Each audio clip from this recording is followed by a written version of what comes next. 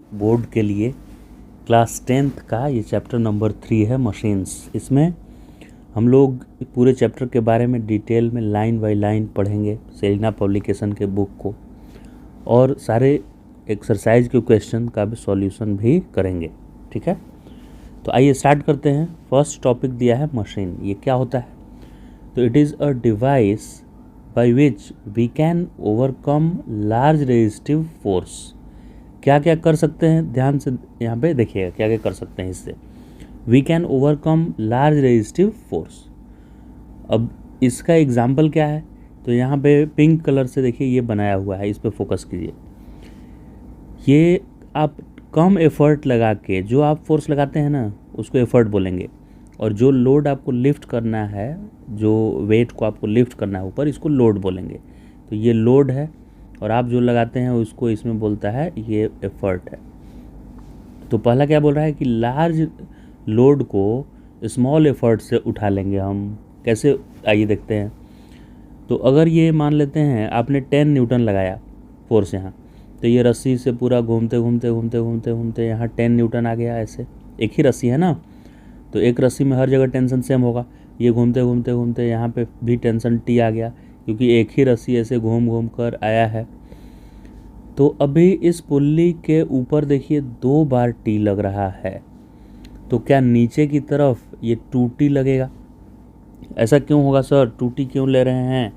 क्योंकि पुल्ली के लिए जब मैं इक्वेशन लिखूंगा तो नेट फोर्स ऊपर के डायरेक्शन में फोर्स 2T है, और नीचे वाला फोर्स मुझे पता नहीं है कितना है, तो मान लेते हैं कि T डैश है नीचे का फोर्स। तो टोटल फोर्स इक्वल टू होता है मास इंटू एक्सेलरेशन, और ये पुल्ली मासलेस है इसलिए मास 0 हो गया, और इंटू एक्सेलरेशन। तो ये राइट साइड में क्या पूरा 0 हो गया, तो ये T डैश इधर आ जाएगा, यानी T डैश 2T ही है। यानी कि इस रस्सी में जो टेंशन है वो 2T के इक्वल है, T और T मिलाकर 2T। तो ये 2T है, तो 10 न्यूटन के बदले में इसका वैल्यू क्या हो जाएगा, 20 न्यूटन हो जाएगा। तो आप देख सकते हैं अब कि 10 न्यूटन फोर्स लगाकर 20 न्यूटन वेट वाले ऑब्जेक्ट को आप ऊपर खींच सकते हैं, राइट। तो क्या हुआ इससे कि लार्ज लोड को, यानी 20 न्यूटन वेट वाले लोड को स्मॉल एफर्ट यानी 10 न्यूटन लगाकर ही हम ऊपर खींच पा रहे हैं। तो क्या हो गया, ये मशीन क्या होता है? एक device by which we can overcome large resistive force by applying small effort. ये तो समझ में आ गया। सेकेंड क्या है? At a convenient point. Convenient point मतलब अब मैं पॉइंट ऑफ एप्लीकेशन भी चेंज कर सकता हूँ। आप देख सकते हैं कि ये यहाँ पे था, जो लोड है वो यहाँ पे था, जबकि एफर्ट मैंने किसी और पॉइंट पे लगाया, तो मैं पॉइंट भी चेंज कर दिया।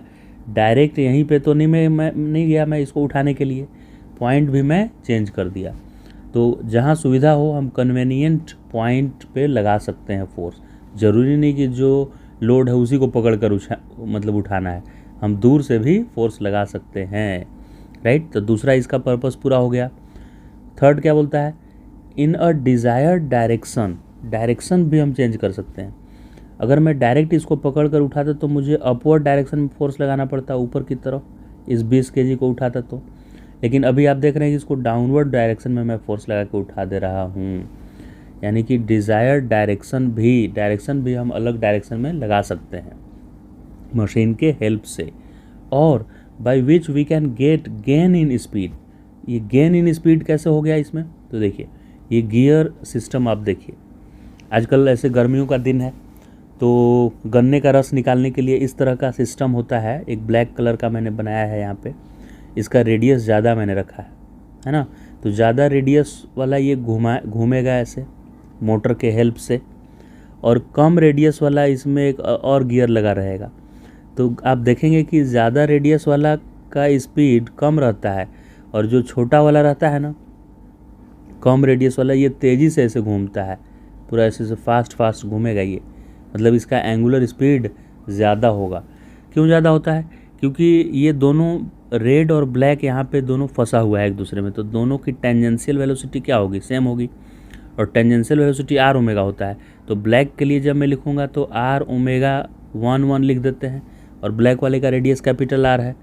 और जब रेड कलर के लिए लिखेंगे वी टेंजेंशियल तो आर ओमेगा, तो स्मॉल रेडियस आर और इसकी एंगुलर स्पीड ओमेगा 2 ले लेते हैं, तो ओमेगा 2 का वैल्यू आएगा R capital R divided by small R, ये ओमेगा 1 यहाँ रहेगा, ये वाला ओमेगा 1। तो हम लोग देख सकते हैं कि कैपिटल आर ज़्यादा है, स्मॉल आर कम है, तो ये ग्रेटर देन 1 नंबर आएगा, और ग्रेटर देन 1 में ओमेगा 1 से मल्टीप्लाई करेंगे तो ग्रेटर देन ओमेगा 1 आएगा, यानी ओमेगा 2 मुझे क्या मिल जाएगा, ओमेगा 1 से ज़्यादा मिल जाएगा। तो वेलोसिटी यहाँ मल्टीप्लाई हो गया कि नहीं, कम स्पीड से मैं इसको मूव कराया, कम एंगुलर स्पीड से, और ज़्यादा एंगुलर स्पीड मुझे मिल गया यहाँ स्मॉल गियर में। तो कुल मिला के अगर बात किया जाए तो क्या होता है machine device, it is a device which can overcome large resistive force by applying small effort, first हो गया ये, at convenient point, second point ये हो गया, in a desired direction, third benefit ये हो गया इसका, और by which we can get gain in velocity, ये फोर्थ इसका बेनिफिट हो गया। इतना सारा फ़ायदा है इस मशीन का, समझ में आ गया। ये सेकेंड पॉइंट पे आ जाते हैं हम लोग, लोड क्या है।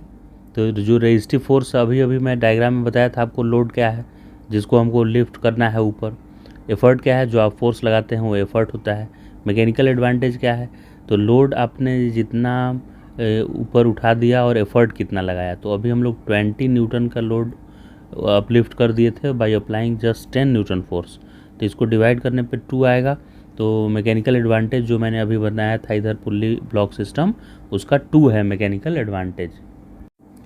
दूसरा ये स्पीड मल्टीप्लायर का एक और एग्जांपल बुक में दिया हुआ है कि when pair of scissors is used to cut the cloth, तो सीज़र में भी देखिए वेलोसिटी मल्टीप्लाई हो जाता है, ये आगे वाला साइड लंबा होता है, ऐसे सीज़र होता है, तो आप अपने ये हाथ से इसको इतना मूव करते हैं दोनों साइड, तो ये वाला जो कट करता है वो कपड़ा यहाँ से लेकर यहाँ तक ये पूरा कट कर देगा, यहाँ से यहाँ तक ये आगे के डायरेक्शन में ये दोनों क्लोज आ जाता है एक दूसरे के। तो इस डायरेक्शन में आप देखिए ज़्यादा डिस्टेंस ट्रेवल कर गया, और इस डायरेक्शन में आप कम डिस्टेंस इसको मूव किए थे, तो इसमें भी जो आउटपुट साइड आ रहा है उसमें ज़्यादा डिस्टेंस ट्रेवल किया, यानी फास्ट चला, और आप इसको हाथ को जो पकड़े हुए हैं इस साइड में वो स्लो मूव किए, स्लो। तो ये भी वेलोसिटी मल्टीप्लायर के रूप में यूज हो रहा है। वेलोसिटी मल्टीप्लायर, ये चाकू आप एक देख सकते हैं, यहाँ पे कुछ सब्जी ये सब काटने के लिए आप रखे हुए हैं, तो आप इस हैंडल को थोड़ा ही सा ऐसे मूव कराएंगे तो ये वाला सट जाएगा, ये मतलब यहाँ से यहाँ तक वाला पार्ट यहाँ आ जाएगा, आप इसको थोड़ा सा मूव कराएंगे नीचे तो यहाँ भी आप एफर्ट जो है वो कम मूव कर रहा है, कम डिस्टेंस ट्रेवल कर रहा है, और उतने ही समय में ये वाला पार्ट जो है ज़्यादा मूव कर जा रहा है, तो यहाँ भी वेलोसिटी मल्टीप्लायर के रूप में ये यूज हो रहा है मशीन। ये वेलोसिटी रेशियो होता क्या है, तो वेलोसिटी ऑफ एफर्ट कितना मूव किया अपॉन टाइम, और वेलोसिटी ऑफ लोड कितना मूव किया बाई टाइम, तो velocity of effort by velocity of load को ही वेलोसिटी रेशियो बोलते हैं। जैसे आप यहाँ देख सकते हैं कि ये इसको मैं अगर यहाँ से और ऐसे रेड वाले पोजीशन पे ले आता हूँ, मतलब इसको मैं x डिस्प्लेस करूँगा, तो ये इधर से भी रस्सी x लूज हो जाएगा और इधर से भी लूज हो जाएगा, राइट। तो इस आदमी को ये 2x खींचना पड़ेगा, इसको टाइट रखने के लिए सिस्टम को 2x खींचना पड़ेगा। तो आप देख सकते हैं कि ये जब ब्लॉक m मास का x ऊपर चला तो दोनों तरफ से रस्सी x लूज हो गया और इसको 2x नीचे आना पड़ा, यानी कि वेलोसिटी ऑफ एफर्ट जो लगा रहा है वो डबल वेलोसिटी आएगा, 2 टाइम्स आएगा वेलोसिटी ऑफ लोड के। लोड अगर x चला तो ये 2x चला, तो लोड की वेलोसिटी vl है तो एफर्ट की वेलोसिटी 2vl होगी। तो इस केस में वेलोसिटी रेशियो क्या होगा कि एफर्ट का क्या वेलोसिटी हुआ अपॉन लोड का क्या वेलोसिटी हुआ, तो एफर्ट का सर 2 टाइम्स हो गया लोड के वेलोसिटी के, तो इससे ये कट जाएगा, तो इसमें वेलोसिटी रेशियो 2 आ रहा है। वेलोसिटी रेशियो कितना आ गया इसका 2। अब वेलोसिटी होता है डिस्प्लेसमेंट बाय टाइम, तो लोड का वेलोसिटी होगा लोड कितना डिस्टेंस या डिस्प्लेसमेंट चला, स्ट्रेट लाइन में चल रहा है तो जो डिस्टेंस है वही डिस्प्लेसमेंट है, और एफर्ट कितना चला अपॉन टाइम, तो टाइम से टाइम तो कट जाएगा डिवाइड करेंगे तो distance moved by effort upon distance moved by load भी लिख सकते हैं यहाँ वेलोसिटी रेशियो के जगह पर। Velocity of effort by velocity of load भी लिख सकते हैं, या distance moved by effort by distance moved by load भी लिख सकते हैं। अब ध्यान से इस बात को देखिएगा, क्या ये लिख रहा है यहाँ पे इम्पोर्टेंट पॉइंट, ये वाला पॉइंट ध्यान से। अ machine in which displacement of load is more than displacement of effort, यानी लोड जो है वो ज़्यादा है एफर्ट से, तो वेलोसिटी रेशो क्या होगा, लोड डिनोमिनेटर ज़्यादा बोल रहा है तो वेलोसिटी रेशो क्या लेस देन 1 आएगा। बिल्कुल सही, वेलोसिटी रेशो क्या आ गया, लेस देन 1। एग्जाम्पल इस सीज़र के केस में हुआ, ये एफर्ट कम चला और जो लोड साइड था वो ज़्यादा डिस्टेंस ट्रेवल किया, है ना। या ये चाकू का जो एग्जांपल दिए थे, ऐसे एक चाकू में बनाया था और इधर हैंडल था, तो मैं बोला था कि इसको कम आप मूव कीजिएगा तो ये ज़्यादा दूर तक कट कर देगा, यहाँ से यहाँ तक के चीज़ों को, राइट। तो एफर्ट जो है वो कम ही आप मूव किए, लोड ज़्यादा मूव किया, तो इसमें वेलोसिटी रेशो क्या आ गया, less than 1। Velocity ratio less than 1 है, लेकिन मुझे आउटपुट साइड में ज़्यादा वेलोसिटी मिला है और इनपुट जो मैं लगाया था उसकी वेलोसिटी कम थी, तो such machine give gain in speed, क्योंकि आउटपुट के साइड में ज़्यादा स्पीड आया तो इसको बोलेंगे gain in speed, because load is moving faster rate. तो गेन इन स्पीड में वेलोसिटी रेशो क्या आएगा आपका, लेस देन 1।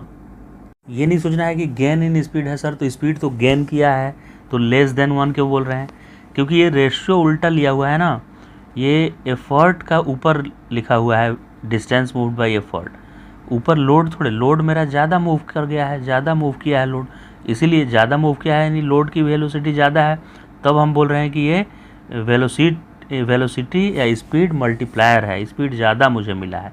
लेकिन जो फार्मूला है वो लोड कितना मूव किया है भाई, एफर्ट नहीं है ना, एफर्ट ऊपर लिखा हुआ है, इसीलिए ये लेस देन 1 आ रहा है।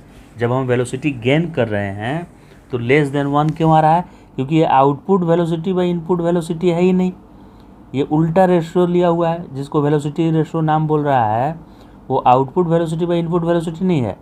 आउटपुट बाई इनपुट रहता तब तो बिल्कुल डबल मुझे आउटपुट वेलोसिटी मिला और इनपुट भी मिला, ये इसका उल्टा रेशियो को वेलोसिटी रेशियो बोला है, यानी वेलोसिटी आपने इनपुट कितना लगाया और आउटपुट नीचे रखा है ये, तभी तो वेलोसिटी रेशियो लेस देन 1 आ रहा है। और उस सीज़र का जस्ट अपोजिट केस ये मैंने अभी बनाया है, ठीक है, पुल्ली ब्लॉक वाला सिस्टम। इसमें क्या था, इसमें ये मूव किया था जितना x, तो इसको 2x मूव करना पड़ गया था, तो अगर इसकी वेलोसिटी v है तो इसकी 2v है, तो ये क्या है, लोड है, तो इस बार वेलोसिटी ऑफ लोड है v और वेलोसिटी ऑफ एफर्ट ही हो गया है 2v, राइट। तो वेलोसिटी रेशियो क्या लिखते हैं, वे ऊपर में देखिए लिखना है एफर्ट का, तो एफर्ट 2v हो गया और ये v हो गया, तो इस बार 2 आया, ग्रेटर देन 1 आ गया, राइट। तो ग्रेटर देन 1 वेलोसिटी रेशियो आए जब, तो आउटपुट का वेलोसिटी नीचे क्या लिखना है, आउटपुट, और ऊपर क्या लिखना था, इनपुट, तो इस बार आउटपुट की वेलोसिटी कम है, राइट, और इनपुट का ज़्यादा है वेलोसिटी, तो ये वेलोसिटी मल्टीप्लायर नहीं हुआ, तो जो वेलोसिटी मल्टीप्लायर नहीं रहता है वो फोर्स मल्टीप्लायर होता है। तो the displacement of load, load क्या लेस है, एक्स ही था जबकि एफर्ट ज़्यादा था, then the displacement of effort, तो the machine act as force multiplier, ये वेलोसिटी मल्टीप्लाई नहीं किया, वेलोसिटी तो आउटपुट का और कम हो गया लोड का, ये क्या मल्टीप्लाई किया, फोर्स, क्योंकि मैं लगाया था 10 तो ये ऊपर उठ गया था 20, तो इस बार फोर्स मल्टीप्लाई मेरा हुआ, क्योंकि मैं लगाया था कम फोर्स और इस पर फोर्स ज़्यादा एक्ट कर गया, वेलोसिटी ज़्यादा नहीं हुआ इसका, फोर्स ज़्यादा एक्ट कर गया। तो फोर्स अगर ज़्यादा आउटपुट में आपको चाहिए तो वेलोसिटी आउटपुट में कम मिलेगा आपको, है कि नहीं, दोनों एकदम इन्वर्स एक दूसरे के है। थर्ड केस, जब वेलोसिटी मल्टीप्लायर भी, वेलोसिटी रेशियो भी 1 हो जाए और ये मैकेनिकल एडवांटेज भी 1 हो जाए, दोनों, इसमें देखिए ये भी 1 हो जाए, लोड जितना है उतना ही एफर्ट भी मुझे लगाना पड़ा, और ये जितना डिस्टेंस मूव किया दोनों का डिस्टेंस भी सेम आ गया, उस केस में वेलोसिटी रेशियो भी 1 आ जाएगा।